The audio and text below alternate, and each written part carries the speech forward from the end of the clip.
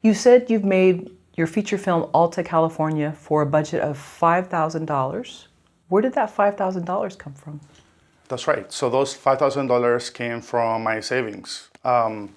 In December 2017, I found out I was going to be a dad, and I had this lifelong dream to make a feature film. I was 35 at the time. I had never made a film before, never a short film, nothing, but I had this, again, this dream.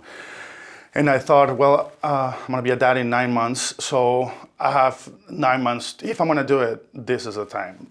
If I'm gonna go into my own savings account and take $5,000 out to shoot a feature film, I better do it now before I'm a dad, when it's considered, I guess, less irresponsible to do so, you know? So that's when I decided to do it. So yeah, it's all self-funded. And why did you choose $5,000 as your amount? That's all I had. So oh, okay, that's fair. I didn't just take a fraction of my savings account. I took I took as much of my savings account as I could and still be okay and take care of things. I mean, I still have a full-time job. My partner at the time had a full-time job at the time too. We all still do. So I was like, how much money can I invest in this movie and still be okay afterwards? So that's how the number 5,000 came to be. And technically it was actually more like 4,500 something. But yeah, 5,000 was like, you can't spend more than that. You spend more than that, you shut it down, you know? So that's where it came from. So it was like a nice round number to go by. And once you decided on that number, did you start doing allocations of like, this is how much I'm going to spend on this, craft services, locations for the actors, or what happened? Not at all, actually. So I probably should have, but I didn't. I remember like actually there was a festival going on, like an actual festival down in La Misión in Baja California where we shot a good chunk of the movie.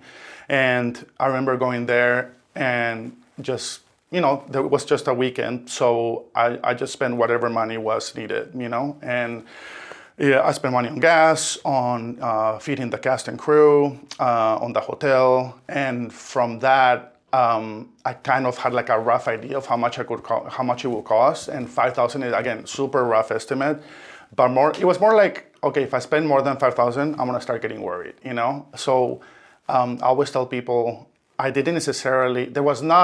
I planned as much as I could, but in 9 months I wrote the script without ever having written a script before.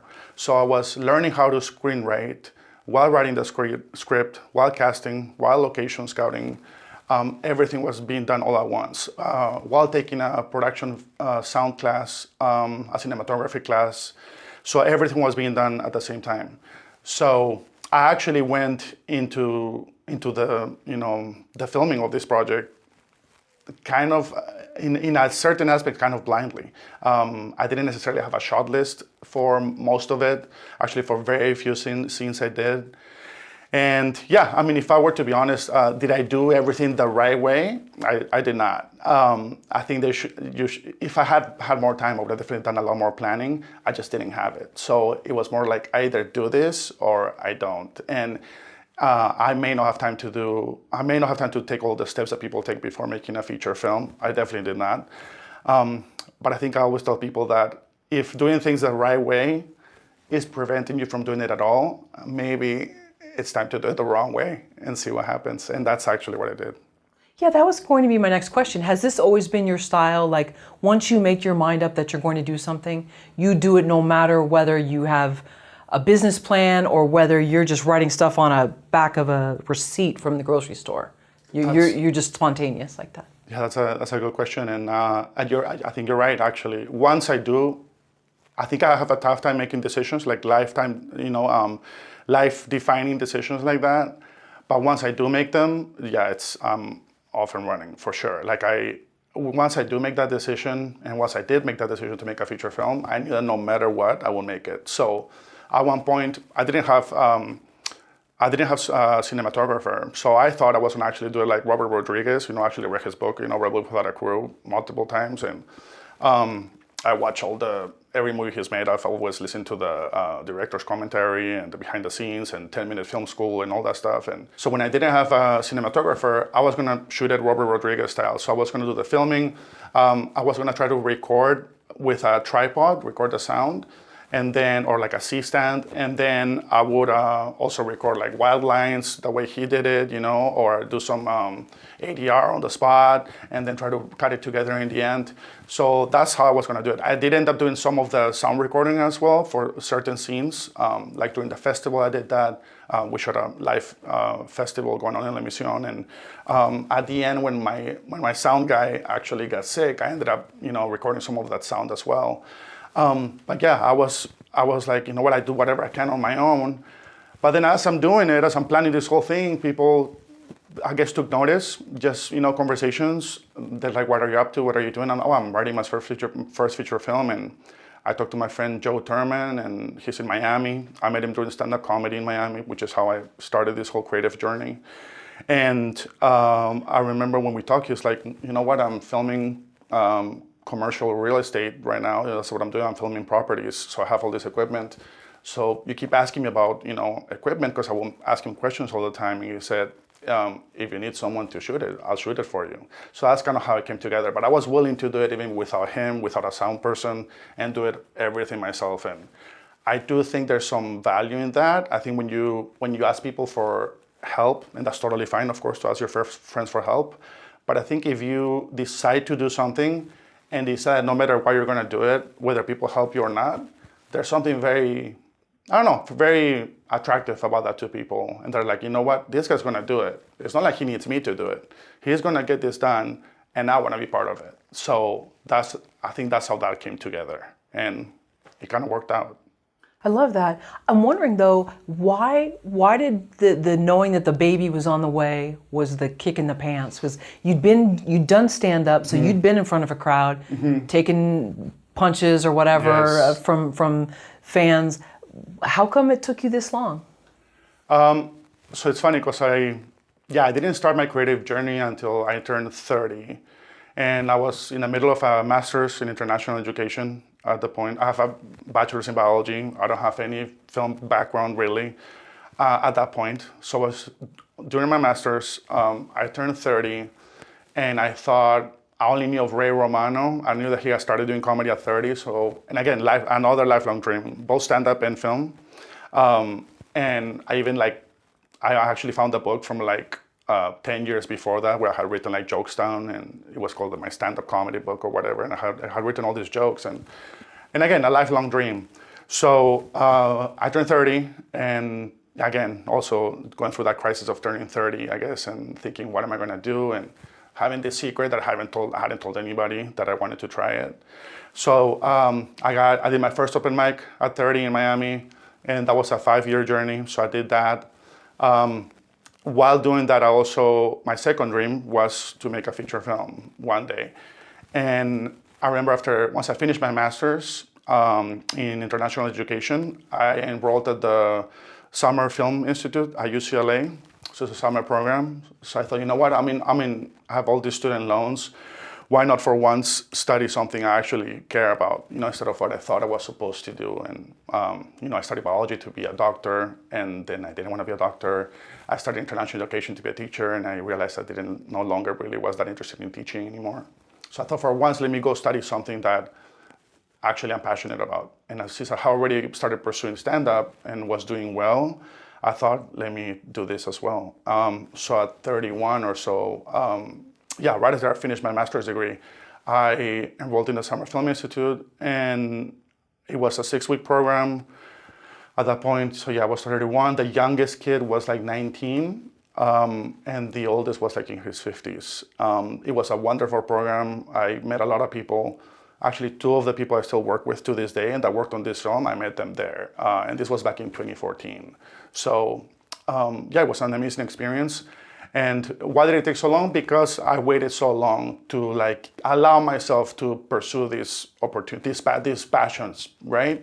I'm a former undocumented immigrant. So as an immigrant, I think a lot of times you kind of tell yourself that these are not things you're supposed to do, pursue something you're passionate about, but rather pursue something that is functional and practical. And so you go for pre-med or engineering or to be a lawyer. All these respectable careers that my family always encouraged me to get. And yeah, I think that's what it was. I think I myself prevented myself from studying film or going into film earlier in life. Yeah, I just didn't allow myself, I guess, to go with what I was passionate about instead of what I thought was respectable by society's standards or by my family's standards or my own, really. Also, when I was 23, because there is actually, I come ironically from a family of artists. You know, my mom used to be an interpretive dancer in Peru, and she did some acting. She actually was on TV for it was a remake of Jesus Christ Superstar. So she did that on TV, and she was on a Christmas special. And then when she had us kids and when she had to go to college, I told her, okay, no more, it's time to get serious. So she gave it up and became, you know, a professional, a mom. But then when I was little, I remember like she actually did take us on commercial auditions, and we did some auditions as little kids in Peru. I booked like one commercial, and I remember going to film it, and I was 7 years old. The director started yelling at me because I couldn't get like a toy car to work the right way. It's like for a toy company that no longer exists. And I remember I was like on the verge of tears. My mom wasn't even in the room. But I remember coming out of that and being like, I will never do this. Like, my mom may have been an artist, but this is not for me, you know? And it's funny because in my 20s, when I was in college, taking classes, dealing with all these immigration issues, I had this urge to like study that acting, and I would watch Inside the Actor Studio, read books on filmmaking. I would print out like Charlie Rose interviews and like underline them, you know, back when you had to, there was no YouTube back then. So I had to like find them and find the transcript and print it out and highlight it. And I'm like, why am I doing all this, you know? I remember in my 20s, now she's my biggest supporter, and she's actually in my movie. My mom and I are both in my movie, actually. We both act in it. This is her like big comeback, you know, to acting. And I actually told my mom in my 20s, you know what, I think I want to take some acting classes. I think I want to pursue acting. And she said, son, you know, remember when you were little, you know, I've seen you act, and honestly, you don't have it. but now she's my biggest supporter. Like, once I told her I'm making a movie, she's like, can I be in it? And yeah, she's in it. She did great. So now we've come full circle in that. Yeah, we both have been doing the festival circuit together, really. So yeah, I think it's just finally allowing myself to just, what do I really care about? What do I really want to do? And just go for it. And I think the fact that it was later in age, there was, yeah, just like a need to like hurry up and get it done finally. When one of the big motivators too was my partner at the time. I remember she and I were playing one of these like question games, and she asked me, one of the questions was, if you had a year left to live, what would you do? You know, and the answer was like super clear to me. I will make a feature film. And then I started actually thinking about it and planning around it. I got a job at a local community college to take acting classes for free, actually. And I took acting 1, acting 2. I took some film classes. And in preparation for all this, so I knew that one day I was going to do it. And I had this story in my mind. But once I found out I was going to be a dad, then it was like a very specific timeline. So 9 months was actually ideal for me in a way, because it's like, okay, my son is going to be born on this date. So it actually gave me, I have ADHD and Tourette syndrome. I work very well under pressure and very poorly without any. So 9 months was actually, looking back, it was probably a gift to tell me something that specific and be like, you have a specific deadline and you have to get it done. Yeah, that's probably the best thing that could have happened to me.